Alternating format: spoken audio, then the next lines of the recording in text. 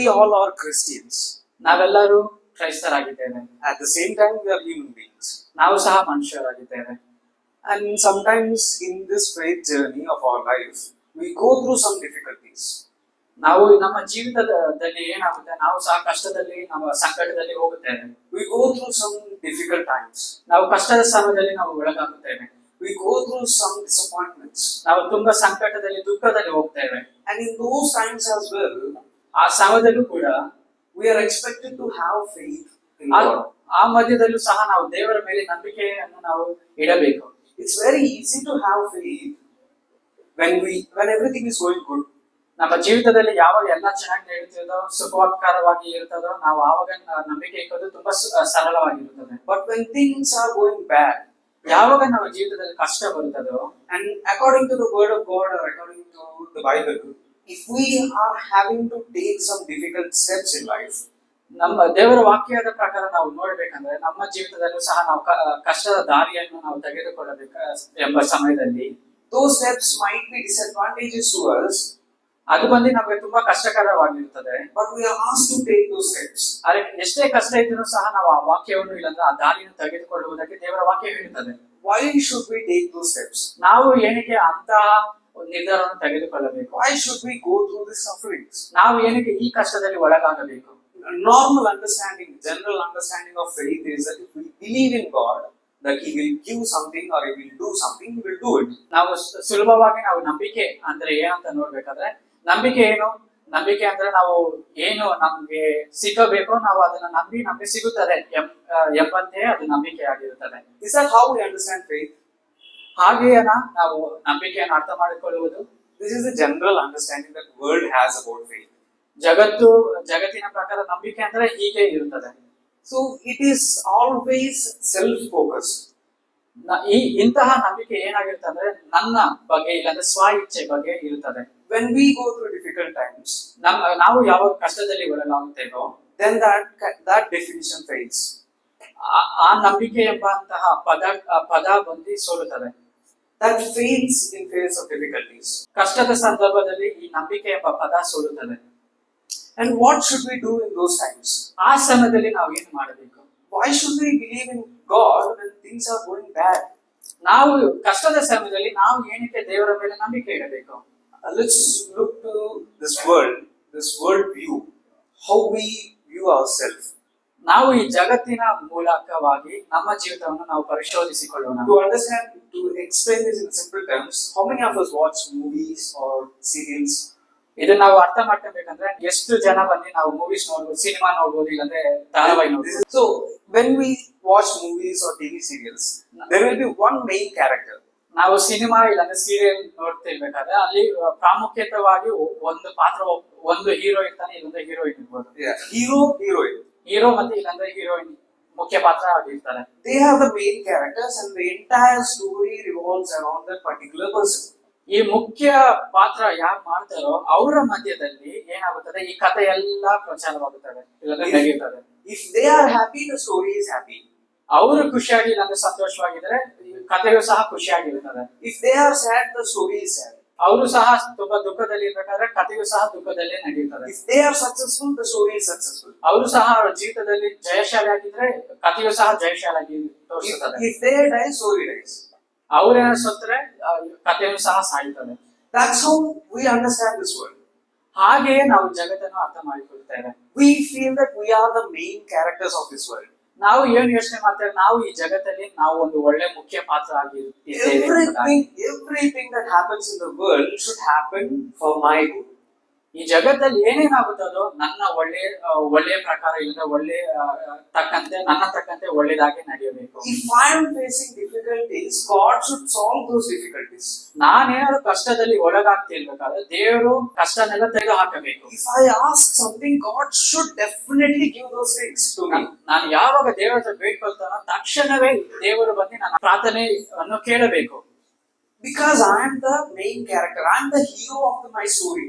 ಯಾಕಂದ್ರೆ ನಾನೇ ಒಂದು ಮುಖ್ಯ ಪಾತ್ರನಾಗಿದ್ದೇನೆ. This is the general understanding that we have about our lives. ಇಂತಹ ಕಥೆ ಬಂದ್ಬಿಟ್ಟು ನಮ್ಮ ಜೀವಿತ ಬಗ್ಗೆ ನಾವೇ ಯೋಚನೆ ಮಾಡಿಕೊಳ್ಳುತ್ತೇವೆ. So is this how God views our life? ಹೀಗೆ ನಾವು ದೇವರು ಬಂದು ನಮ್ಮ ಜೀವಿತವನ್ನು ನೋಡುವುದು. Let's look at the verse first. ನಾವು ದೇವರ ವಾಕ್ಯವನ್ನು ನೋಡಿಕೊಳ್ಳೋಣ. Romans chapter 1 verse 5 says, ರೋಮಪುರದ ಬರೆದ ಪತ್ರಿಕೆ 1ನೇ ಅಧ್ಯಾಯದ 5ನೇ ವಾಕ್ಯದಲ್ಲಿ, so from the verse 1 onwards, Paul explains in such a way that for his story or for the story of church, they are not the main characters. ನಾವು ಈ ವಾಕ್ಯದಲ್ಲಿ ನೋಡ್ಬೇಕಾದ್ರೆ ಪೌಲನು ಏನ್ ಬರುತ್ತಾ ಇದ್ದಾನಂದ್ರೆ, ಪೌಲನು ಇಲ್ಲಾಂದ್ರೆ ಸಭೆಯ ಬಂದು ಅವ್ರು ಬಂದು ಮುಖ್ಯಸ್ಥರಾಗಿಲ್ಲ. The main character is Christ. ಇದರಲ್ಲಿ ಮೂಲ ಪಾತ್ರನು ಯಾರಾಗಿದ್ದಾನೆ? ಯೇಸು ಕ್ರಿಸ್ತನಾಗಿದ್ದಾನೆ. Christ is a hero. ಯೇಸು ಕ್ರಿಸ್ತನು ಬಂದು ಮೂಲ ಪಾತ್ರನಾಗಿದ್ದಾನೆ. And everything that they are having in their life, the faith, the grace that they are having in their life, has come from Christ himself. ಅವರ ಜೀವಿತದಲ್ಲಿ ಏನೇನಿದೋ, ಅವರ ಸಭೆಯಲ್ಲಿ ಇರ್ಬೋದು, ಪೌಲನಿಗೆ ಏನೇನಿದೋ ಅದೆಲ್ಲ ಬಂದು ಯೇಸು ಕ್ರಿಸ್ತನ ಮೂಲಕವಾಗಿ ಅದು ಎಲ್ಲ ಬಂದಂತದಾಗಿದೆ. This is how it explains, through whom we have received grace and apostleship. ದೇವರ ವಾಕ್ಯ ಹೀಗೆ ಹೇಳುತ್ತದೆ, ಆತನ ಹೆಸರಿನ ಪ್ರಸಿದ್ಧಗಾಗಿ ಎಲ್ಲ ಅನ್ಯ ಜನಗಳಿಗಾಗಿ. The grace and apostleship that they have is not their own achievement. ಅಪೊಸ್ತಲನ ಎಂಬ ಪಾತ್ರವನ್ನು ದೇವರಿಂದ ಮಾತ್ರ ಬಂದಿದೆ, ಹೊತ್ತು ಅವರಿಂದ ಅವರು ಪ್ರಸಿದ್ಧವಾಗಿಲ್ಲ. They didn't achieve it themselves. ಅವರ ಜೀವಿತದಲ್ಲಿ ಅವರು ಜಯಶಾಲಿಯಾಗಿ ಅವರು ಅದನ್ನು ಸ್ವೀಕರಿಸಲಿಲ್ಲ. It was given to them. ಆ ದೇವರಿಂದ ಕೊಡಲ್ಪಡುತ್ತದೆ. The faith that they have is given to them. ಅವರಿಗೆ ನಂಬಿಕೆ ಏನಿರುತ್ತದೋ ಅದು ದೇವರಿಂದ ಕೊಡಲ್ಪಡುತ್ತದೆ. It was given through Jesus Christ. ಯೇಸು ಕ್ರಿಸ್ತನ ಮೂಲಕವಾಗಿಯೇ ಆ ನಂಬಿಕೆಯನ್ನು ಕೊಡಲ್ಪಡುತ್ತದೆ. This view we have to incorporate, we have to take it in our life.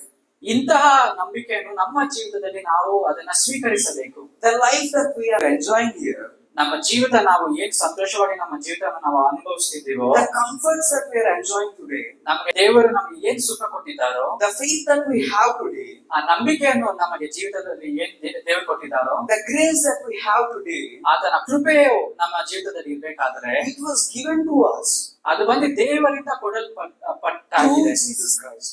ಯೇಸು ಕ್ರಿಸ್ತನ ಮೂಲಕವಾಗಿ. This is the most important thing that we have to remember in our life.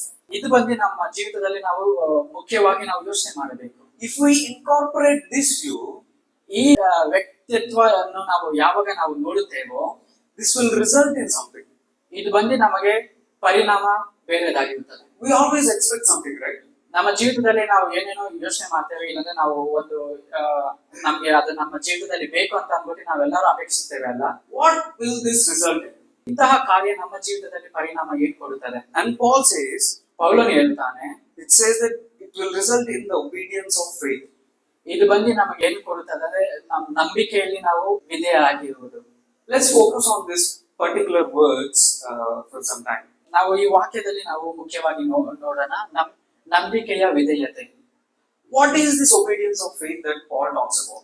ಈ ನಂಬಿಕೆಯಾದಂತಹ ವಿಧೇಯತೆ ಪೌಲನು ಏನು ಮಾತನಾಡುತ್ತಿದ್ದಾನೆ? We all know about faith, right? ನಮ್ಗೆ ನಂಬಿಕೆ ಬಗ್ಗೆ ಎಲ್ಲರಿಗೂ ಚೆನ್ನಾಗಿ ಗೊತ್ತಿರಲ್ಲ. Do we know about faith? ನಿಮ್ಗೆ ಎಲ್ಲ ನಂಬಿಕೆ ಅಂದ್ರೆ ಏನಂತ ಗೊತ್ತಿರಾ? And how is this faith related to obedience? ಈ ನಂಬಿಕೆ ಎಂಬುದು ಬಂದು ವಿಧೇಯತ್ವಕ್ಕೆ ಹೇಗೆ ಹೋಲಿಸಲಾಗಿದೆ? When we read it for the first time, we may think, ನಾವು ಮೊದಲನೇದಾಗಿ ನಾವು ಓದ್ತಿರ್ಬೇಕಾದ್ರೆ ನಾವು ಹೀಗೆ ಯೋಚನೆ ಮಾಡ್ತೇವೆ. we might think it in two different ways. ನಾವು ಎರಡು ರೀತಿಯಾಗಿ ನಾವು ಯೋಚನೆ ಮಾಡಬಹುದು.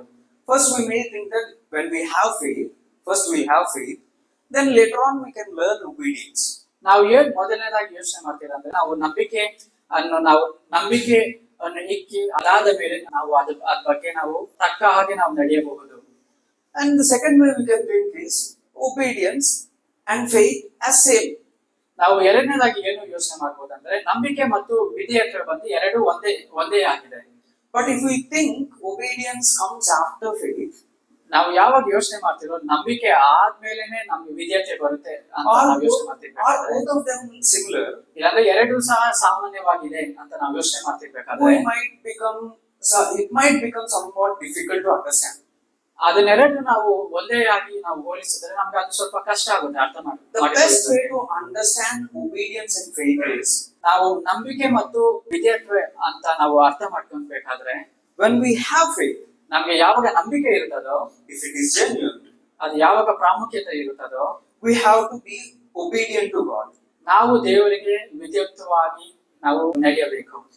And if we have obedience, ನಮಗೆ ಯಾವಾಗ ವಿಧೇಯತ್ವ ಸ್ವಭಾವ ಇರುತ್ತದೋ, and if we want to please God, ನಾವು ದೇವರನ್ನು ನಾವು ಮೆಚ್ಚಿಸಬೇಕಾದ್ರೆ we should always believe in God. ನಾವು ದೇವರನ್ನು ಮೊದಲು ನಂಬಿಕೆಯನ್ನು ನಾವು ದೇವರ ಮೇಲೆ ಇಕ್ಕಬೇಕು. Obedience and faith, ನಂಬಿಕೆ ಮತ್ತು ವಿಧೇಯತ್ವ they always go together. ಅದು ಎರಡು ಮಂದಿ ಜೊತೆಯಾಗಿ ಹೋಗುತ್ತದೆ. If you believe Christ, ನೀವು ಯೇಸು ಸ್ವಾಮಿನ if ನಂಬಿದ್ರೆ, you believe God, ನೀವು ದೇವರನ್ನ ನಂಬಿದ್ರೆ, you should always listen to what God says. ನಾವು ಬಂದು ದೇವರ ವಾಕ್ಯವನ್ನು ನಾವು ನಡೆದುಕೊಂಡು ಹೋಗಬೇಕು. You should obey what God says. ದೇವರು ಏನ್ ಹೇಳ್ತಾರೋ ನಾವು ಅದನ್ನ ನಾವು ನಡೆದುಕೊಂಡು ಹೋಗಬೇಕು. You should obey what Bible says.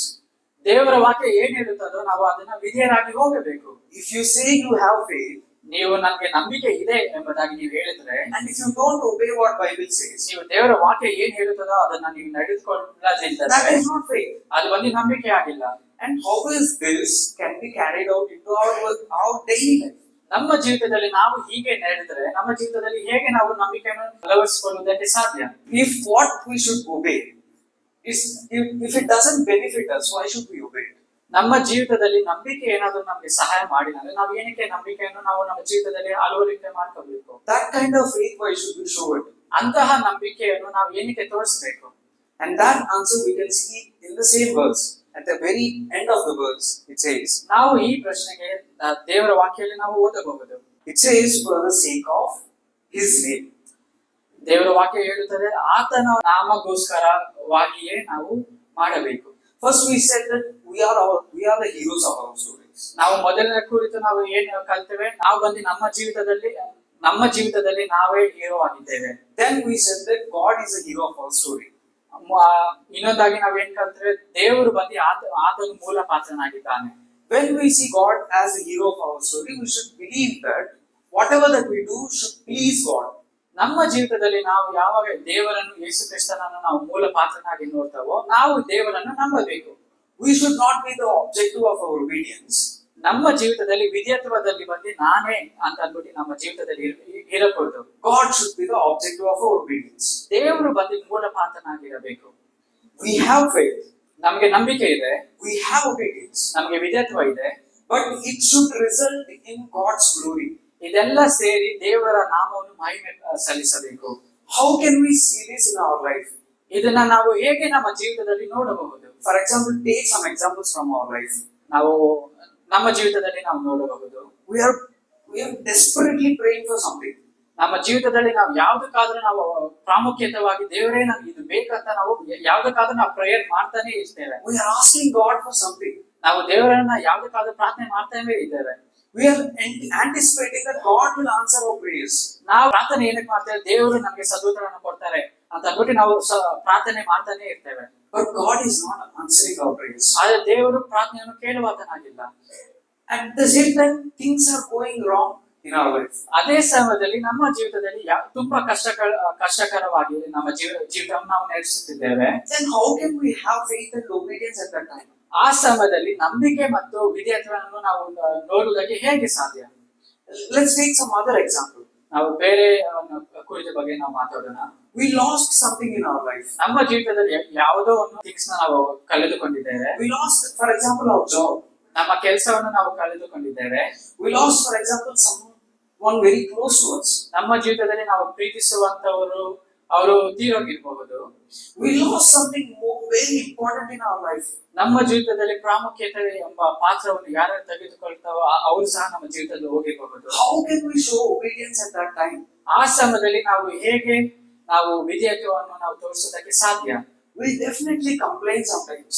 ನಾವು ತುಂಬಾ ಸತಿ ನಾವು ದೇವರಿಗೆ ನಾವು ದೂರ ಆಗ್ತೇವೆ. We ask God, why is this happening to me? ನಾವು ದೇವರಿಗೆ ದೂರ ಆಗ್ತೇವೆ, ಏನಂತ, ದೇವರೇ ನನಗೆ ಯಾಕೆ ಇದು ನಮ್ಮ ಜೀವಿತದಲ್ಲಿ ಆಗ್ತಿದೆ? But whereas we are supposed to have faith and obedience even in those difficult times. ಆದ್ರೆ ದೇವರ ವಾಕ್ಯ ಹೇಳಿದ ಪ್ರಕಾರ ನಾವು ಅಂತಹ ಸಂದರ್ಭದಲ್ಲೂ ಸಹ ನಾವು ನಂಬಿಕೆ ಮತ್ತು ವಿಧೇಯತ್ವವನ್ನು ನಾವು ಪಾಲಿಸಬೇಕು. We may ask God, we may question God, why should I have faith when I am facing difficulty, when I am suffering? ನಾನು ದೇವರ ಹತ್ರ ಪ್ರಶ್ನೆ ಮಾಡುವುದು, ದೇವರೇ ನಾನು ಈ ಕಷ್ಟದಲ್ಲಿ ನಾನು ನಡೀತಿದ್ದೇನೆ, ನಾನು ಈ ಕಷ್ಟ ತುಂಬಾ ದೊಡ್ಡದಾಗಿ, ಈ ಸಮಯದಲ್ಲಿ ನೀನ್ ಹೇಳ್ತಿದ್ದೆ, ನಾನು ಹೇಗೆ ನಾನು ನಂಬಿಕೆ ಮತ್ತು ವಿಧೇಯತ್ವವನ್ನು ಪಾಲಿಸಬೇಕೆಂಬುದಾಗಿ. Our faith, our belief shakes when it comes to the difficult times.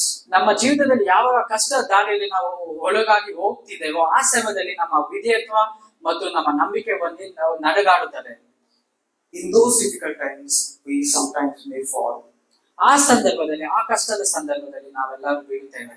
We fail to show obedience in us in those times. ನಾವು ವಿಧೇಯತೆಯನ್ನು ತೋರಿಸುವುದಕ್ಕೆ ನಾವು ಏನ್ ಮಾಡ್ತೇವೆ? ಸೋಲುತ್ತೇವೆ. So how can we show obedience even in those tough times? ಆ ಸಂದರ್ಭದಲ್ಲೂ ಸಹ ನಾವು ಹೇಗೆ ನಂಬಿಕೆಯನ್ನು ತೋರಿಸಬೇಕು? I would like to show two people as an example. ನಾನು ಇಬ್ಬರ ಮಾದರಿಯನ್ನು ನಾನು ತೋರಿಸೋದಕ್ಕೆ ಇಷ್ಟಪಡುತ್ತೇನೆ. Two people, the most important people that we see in Bible that showed obedience even in the toughest times. First one is Abraham. ನಾವು ಮೊದಲನೇದಾಗಿ ಮನುಷ್ಯ ಕುರಿತು ನಾವು ನೋಡಬಹುದು. ಅಬ್ರಹಾಮನು ಎಂಬ ಪಾತ್ರವನ್ನು, ಇಲ್ಲಂದ್ರೆ ಆ ಮನುಷ್ಯನ ಕುರಿತು ನಾವು ನೋಡಬಹುದು. Abraham was in his father's house. ಅಬ್ರಹಾಮನು ಏನ್ ಮಾಡ್ತಾನೆ? ಅವನ ತಂದೆಯ ಬಿಡಾರದಲ್ಲಿ ಇರ್ತಾನೆ. We know Abraham's story, right? ಎಲ್ಲರಿಗೂ ಅಬ್ರಹಾಮನ ಕತೆ ಗೊತ್ತಿದೆ? Do we know? ಎಲ್ಲರಿಗೂ ಗೊತ್ತಿದೆ ಅಬ್ರಹಾಮನ ಕತೆ? So Abraham, when he was in his father's house, he has all what he needs. ಅಬ್ರಹಾಮನು ಅವರ ತಂದೆಯ ಮನೆಯಲ್ಲಿ ಇರ್ಬೇಕಾದ್ರೆ ಅವ್ನಿಗೆ ಏನೇನ್ ಬೇಕೋ ಎಲ್ಲ ಸೌಲಭ್ಯವನ್ನು ಸಹ ಅವನ ಜೀವಿತದಲ್ಲಿ ಇತ್ತು. He is having his comfortable life over there. ಅವನ ಸಂತೋಷವಾದಂತಹ ಜೀವಿತವನ್ನು ಅಬ್ರಹಾಮನು ಆ ಸಮಯದಲ್ಲಿ ಇರುತ್ತದೆ. He has his family. ಅವನಿಗೆ ಕುಟುಂಬ ಇದೆ. He has a property.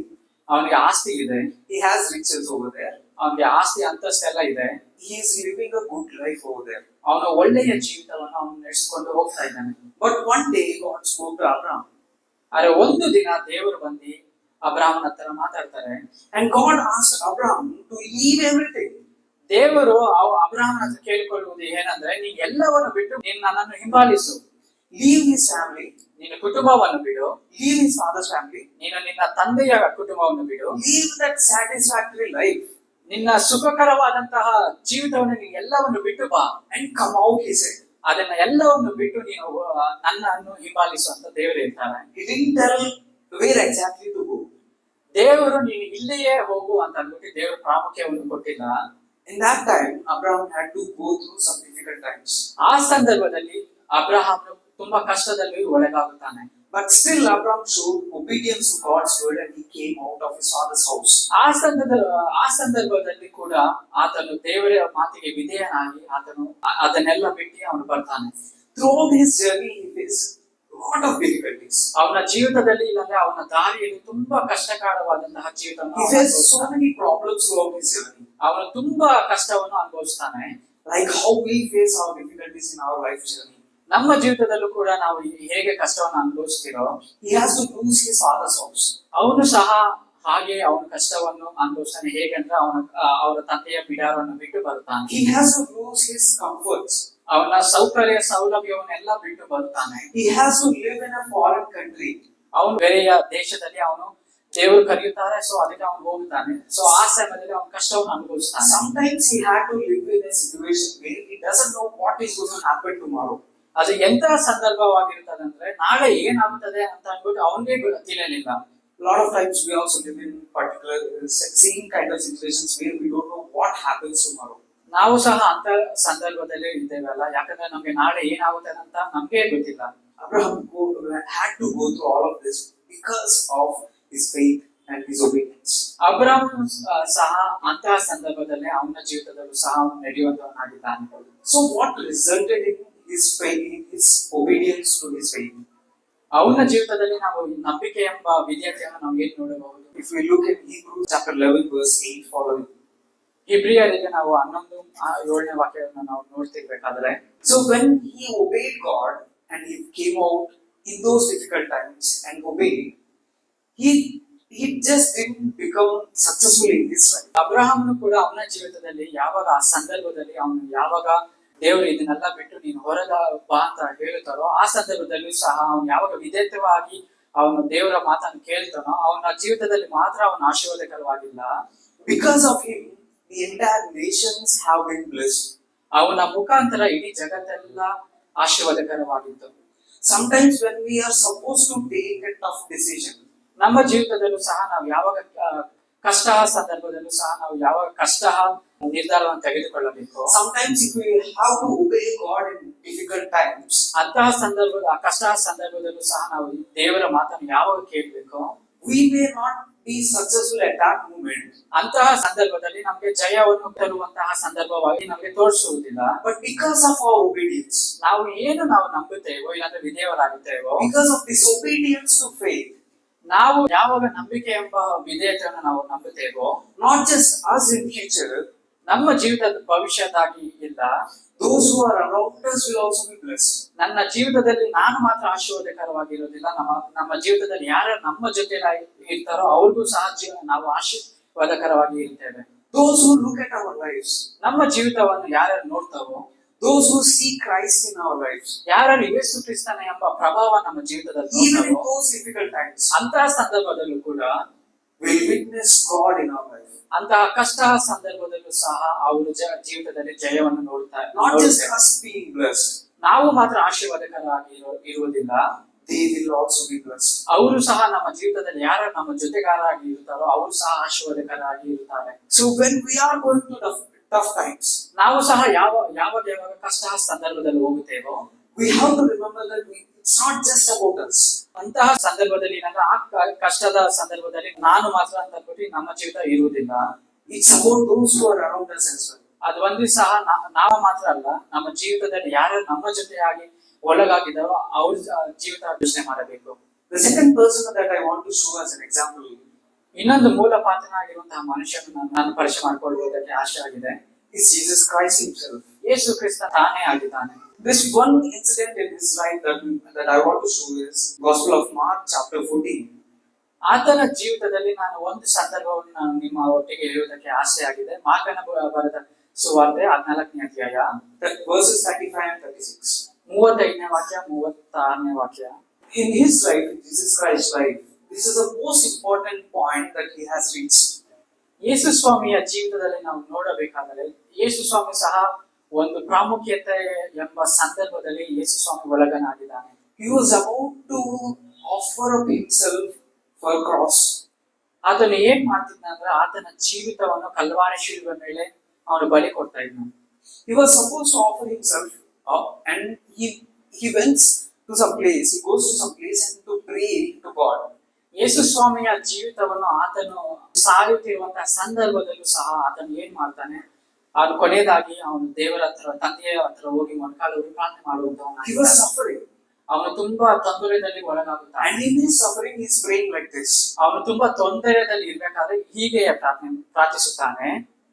Verse 35 says, 35ನೇ ವಾಕ್ಯ ಹೇಳ್ತದೆ, he threw himself on the ground and prayed that if it were possible, the hour might pass from him.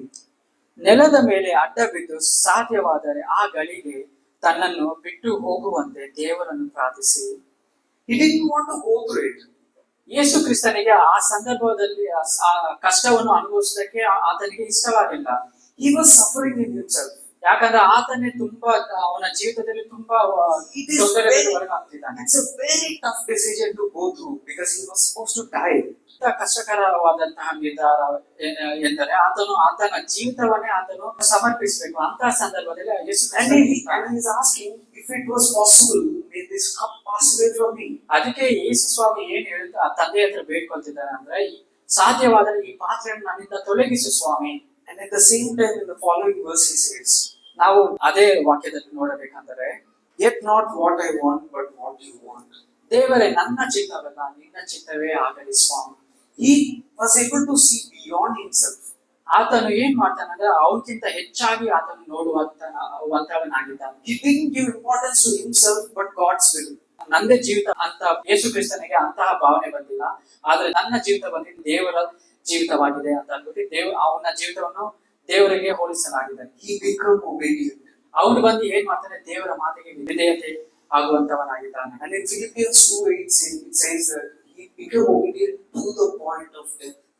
ದೇವರ ವಾಕ್ಯವನ್ನು ನಾವು ಓದುತ್ತಿರ್ಬೇಕಾದ್ರೆ ಫಿಲಿಪ ಬರೆದ ಪತ್ರಿಕೆಯಲ್ಲೂ ಸಹ ವಾಕ್ಯ ಹೇಳ್ತದೆ, ಆತನು ಎಷ್ಟು ವಿಧೇಯತನಾಗಿದ್ದಾನೆಂದರೆ ಆತನ ಸ್ವಂತ ಜೀವಿತವನ್ನೇ ಆತನ ಜೀವಿತವನ್ನು ನಾಶಪಡಿಸಿಕೊಂಡು ಆತನ ಜೀವಿತವನ್ನು ನಮಗೆ ಕೊಡುವಂತನಾಗಿದ್ದಾನೆ. This kind of obedience he showed. ಇಂತಹ ವಿಧೇಯತವನ್ನು ನಾವು ನೋಡಬಹುದು. When it becomes difficult for us, ನಮಗೂ ಸಹ ಯಾವಾಗ ಕಷ್ಟಕರವಾದ ಸಂದರ್ಭದಲ್ಲಿ ಇರ್ತದೋ, when it becomes tough for us, ನಮ್ಗೆ ಯಾವಾಗ ತುಂಬಾ ಕಷ್ಟವಾಗಿರುತ್ತದೋ, are we able to show this kind of obedience to the faith that we have received? ನಾವು ಅಂತಹ ಸಂದರ್ಭದಲ್ಲಿ ಹೀಗೆ ಯೇಸು ಕ್ರಿಸ್ತನ ತೋರಿಸಿದ ರೀತಿಯ ಹಾಗೆ ವಿಧೇಯತೆಯನ್ನು ನಮ್ಮ ಜೀವಿತದಲ್ಲಿ ನಾವು ತೋರಿಸೋದಕ್ಕೆ ಸಾಧ್ಯನಾ? What is the result of this obedience to this faith? ಇಂತಹ ಸಂದರ್ಭದಲ್ಲಿ ನಮ್ಮ ನಂಬಿಕೆ ಎಂಬ ಫಲಿತಾಂಶ ಏನಾಗಿರುತ್ತದೆ? If we see for Hebrews chapter 5 verse 8 to 9 and Romans chapter 5 verse 19. ನಾವು ಇಬ್ರಿಯ ಪತ್ರಿಕೆದಲ್ಲೂ ಸಹ ನಾವು, ಇಲ್ಲಾಂದ್ರೆ ರೋಮಾಪುರದ ಪತ್ರಿಕೆದಲ್ಲೂ ಸಹ ನಾವು ನೋಡ್ತಿರ್ಬೇಕಾದ್ರೆ, his obedience resulted in the salvation of the entire earth. ಆತನ ನಂಬಿಕೆ ಮುಖಾಂತರ ನಮಗೆ ರಕ್ಷಣೆಯನ್ನು ಒದಗಿಸಿತು. If Jesus Christ didn't show obedience to the faith, ಯೇಸು ಸ್ವಾಮಿ ಆತನ ದೇವರು ಕೊಟ್ಟಿದ್ದ ಮಾತಿಗೆ ಆತನ ವಿಧೇಯನಾಗಿ ಇಲ್ಲದಿದ್ದರೆ, today you, me and all of us, we wouldn't have been experiencing this salvation. ನೀವು ನಾವು ಸಹ ಇಂತಹ ರಕ್ಷಣೆಯನ್ನು ನಾವು ಹೊಂದಿಕೊಳ್ಳುವುದಕ್ಕೆ ಸಾಧ್ಯವಾಗುತ್ತಿರಲಿಲ್ಲ. So the salvation that we experience today, the grace that we experience today, God's presence that we experience today is all because of Christ's obedience. ನಾವು ರಕ್ಷಣೆ ಆಗಿರ್ಬೋದು, ನಂಬಿಕೆ ಆಗಿರ್ಬೋದು, ಆತನ ಕೃಪೆ ಆಗಿರ್ಬೋದು, ಇದೆಲ್ಲ ನಮ್ಮಿಂದ ಆಗಿಲ್ಲ. ಆದ್ರೆ ದೇವರ ಮುಖಾಂತರ ಯೇಸು ಕ್ರಿಸ್ತನು ತಂದೆ ಕೊಟ್ಟಿರುವಂತಹ ವಾಗ್ದಾನವನ್ನು ಕೈಗೊಂಡು ನೋಡಿ ಆತನು ಯಾವಾಗ ವಿಧೇಯತ್ವನಾಗಿದ್ದನೋ ಅವನ ಮುಖಾಂತರವಾಗಿ ನಮಗೆ ಇದೆಲ್ಲ ಸಹ ನಮಗೆ ದೊರಕಿದೆ. Finally, I would like to show one example from book of Job. ನಾನು Job himself. ಯೋಬ ಎಂಬ ಆ ಮನುಷ್ಯನ ಕುರಿತು ಸಹ ನಾನು ಮಾತನಾಡುವುದಕ್ಕೆ ಇಷ್ಟಪಡುತ್ತೇನೆ. Job has lost his entire family. ಯೋಬನು ಅವನ ಜೀವಿತದಲ್ಲಿ ನಾವು ಅವನ ಕಥೆಯನ್ನು ನೋಡ್ತಿರ್ಬೇಕಾದ್ರೆ ಅವನ ಜೀವಿತದಲ್ಲಿ ಎಲ್ಲವನ್ನೂ ನಾಶವಾಗಿ ಹೋಗಿತ್ತು. He lost all his possessions. ಅವನ ಕುಟುಂಬ ಹೋಗಿತ್ತು, ಅವನ ಆಸ್ತಿ ಅಂತಸ್ತು ಎಲ್ಲ ಹೋಗಿತ್ತು. He lost all his health.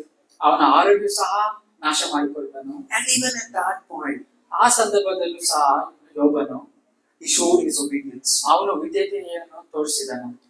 If we look at chapter 1 verse 21, ಯೋಬನು 1:21 ನಾವು ಆ ವಾಕ್ಯವನ್ನು ನೋಡ್ತಿರ್ಬೇಕಾದ್ರೆ, this kind of faith is only possible when we have complete obedience to God. ನಾವು ಇಂತಹ ಸಂದರ್ಭದಲ್ಲೂ ಸಹ ನಮಗೂ ಸಹ ಇಂತಹ ನಂಬಿಕೆ ಇಲ್ಲಂದ್ರೆ ವಿಧೇಯತ್ವವನ್ನು ನಾವು ತೋರಿಸಬಹುದಾ? So let's recap what we heard today. ನಾವು ಏನೇನು ಕಲ್ತವೋ ನಾವು ಅದನ್ನ ಒಂದ್ಸತಿ ನೋಡಿಕೊಳ್ಳೋಣ. The most important thing that we have to remember is we are not the heroes of our story. God is the hero of our story. ನಮ್ಮ ಜೀವಿತದಲ್ಲಿ ಸಹ ನಾವು ಯೋಚನೆ ಮಾಡ್ಬೇಕಾಗಿರೋದು ಏನಂದ್ರೆ, ನಮ್ಮ ಜೀವಿತದಲ್ಲಿ ನಾವು ಪ್ರಾಮುಖ್ಯತೆ ಎಂಬ ಪಾತ್ರ ಏನಂದ್ರೆ ಹೀರೋ ಪಾತ್ರವನ್ನು ನಾವು ಮಾಡ್ತಾ ಇಲ್ಲ. ಆದ್ರೆ ಯೇಸು ಕ್ರಿಸ್ತನು ನಮ್ಮ ಜೀವಿತದಲ್ಲಿ ಹೀರೋ ಇಲ್ಲ ಆತನಾಗಿದ್ದಾನೆ. Faith itself alone cannot stand. We need to have faith along with obedience. ನಂಬಿಕೆ ಮಾತ್ರ ಮೂಲ ಸ್ಥಾನ ಪಡೆಯೋದಿಲ್ಲ, ನಂಬಿಕೆ ಮತ್ತು ವಿಧೇಯತ್ವ ಎರಡೂ ಸಹ ಜೊತೆಯಾಗಿ ಹೋಗುತ್ತದೆ. When we have faith and obedience together, ನಮಗೆ ಯಾವಾಗ ನಂಬಿಕೆ ಮತ್ತು ವಿಧೇಯತ್ವ ಜೊತೆಯಾಗಿ ಹೋಗುತ್ತದೋ, and we have God as a main character in our life, ಯಾವಾಗ ನಮ್ಮ ಜೀವಿತದಲ್ಲಿ ಮುಖ್ಯ ಪಾತ್ರ ಯೇಸು ಕ್ರಿಸ್ತನಾಗಿರ್ತಾನೋ, our obedience, our faith will not just result in our success. ನಮ್ಮ ಜೀವಿತದಲ್ಲಿ ಫಲಿತಾಂಶ ಬಂದು ನಮ್ಮ ನಂಬಿಕೆ ಮತ್ತು ನಮ್ಮ ವಿಧೇಯತ್ವ ಬಂದು ಮುಖ್ಯ ಸ್ಥಾನ ತೆಗೆದುಕೊಳ್ಳುವುದಿಲ್ಲ. Whole world will be resulted in our obedience. ನಾವು ಯಾವಾಗ ದೇವರ ಮಾತನ್ನು ಕೈಗೊಂಡು ನಿಲ್ತೇವೋ, ನಾವು ಯಾವಾಗ ವಿಧೇಯರಾಗ್ತೇವೋ, ಇಡೀ ಜಗತ್ತೇ ಆಶೀರ್ವಾದಕರವಾಗಿರುತ್ತದೆ. Those who are around us will also be blessed. ನಮ್ಮ ಜೀವಿತದಲ್ಲೂ ಸಹ ನಮ್ಮ ಜೊತೆಯಲ್ಲಿ ಯಾರ್ಯಾರು ಇರ್ತಾರೋ ಅವ್ರಿಗೂ ಸಹ ಆಶೀರ್ವಾದಕರವಾಗಿ. Because of our obedience to faith, our family will be blessed. ನಾವು ಯಾವಾಗ ನಂಬಿಕೆ ಮತ್ತು ವಿಧೇಯತ್ವವಾಗಿ ಇರ್ತಾವೋ ನಮ್ಮ ಕುಟುಂಬವು ಸಹ ಆಶೀರ್ವದಿಸಲ್ಪಡುತ್ತದೆ. I was thinking how to put all of this together. ನಾನು ಇದನ್ನೆಲ್ಲ ಯೋಚನೆ ಮಾಡ್ತಿದ್ದೆ, ಇದನ್ನೆಲ್ಲ ನಾನು ಹೇಗೆ ಒಂದಾಗಿ ಹಾಕಬೇಕೆಂಬುದಾಗಿ ಯೋಚನೆ ಮಾಡ್ತಿದ್ದೆ. And one of the songs that we sang today, and one verse particularly stuck to me. ಇವತ್ತು ನಾವು ಆರಾಧನೆ ಮಾಡ್ತಿರ್ಬೇಕಾದ್ರೆ ಒಂದು ಪದ ಒಂದೇ ನನ್ನ ಹೃದಯಕ್ಕೆ ಮುಟ್ಟಿತು. And the verse goes like this: ಯೇಸಯ್ಯ ನೀನಿಲ್ಲದೆ ನಾನಿಲ್ಲಯ್ಯ. ಒಂದು ಹಾಡನ್ನು ಹಾಡ್ತಿರ್ಬೇಕಾದ್ರೆ ಯೇಸಯ್ಯ ನೀನಿಲ್ಲದೆ ನಾನಿಲ್ಲಯ್ಯ. When we have this kind of attitude in front of God, ನಮಗೆ ಯಾವಾಗ ದೇವರೇ ನಾನು ಏನು ಇಲ್ಲ ನೀನೇ ಆಗಿದ್ಯಪ್ಪ ಅಂತಹ ನಮ್ಮ ಸ್ವಭಾವ ಯಾವಾಗಲೂ ಇರುತ್ತದೋ, we can have faith, ನಮಗೆ ನಂಬಿಕೆ ಇರುತ್ತದೆ, we can have obedience. ನಮಗೆ ವಿಧೇಯತ್ವ ಇರುತ್ತದೆ. And verse 6, Romans chapter 1 verse 6 says that we belong to Christ. ರೋಮಪುರದ ಪತ್ರಿಕೆ 1 ಮತ್ತು 6ನೇ ವಾಕ್ಯ ಇರುತ್ತದೆ, ನಾವು ದೇವರಿಗೆ ನಾವು ಒಳಗಾಗಿದ್ದೇವೆ. We belong to Christ and we have to obey Him. ನಾವು ದೇವರಿಗೆ ಸೇರಲ್ಪಡುತ್ತೇವೆ ಮತ್ತು ನಾವು ದೇವರಿಗೆ ಒಂದು ಮೂಲ ಪಾತ್ರನಾಗಿದ್ದೇನೆ. Let we all be blessed in this area. ನಾವು ಈ ವಾಕ್ಯವನ್ನು ಕೇಳಿ ದೇವರು ನಿಮ್ಮನ್ನು ಆಶೀರ್ವದಿಸಲಿ.